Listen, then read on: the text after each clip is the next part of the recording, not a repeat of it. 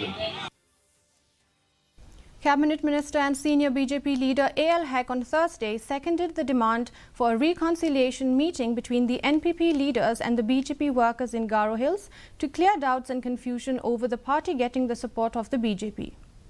BJP leader from Garo Hills, Bernard Marak, had demanded the reconciliation meeting, stating that to get support on the ground, NPP should meet the grassroots workers of Garo Hills in the Tura regional office. The decision taken by our national leaders, we have to respect that.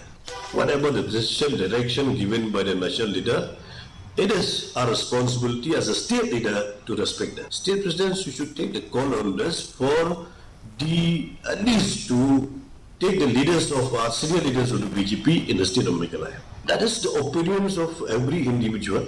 We have nothing to say, but it has to be like that only, since we are also supporting as directed by the High Command. The district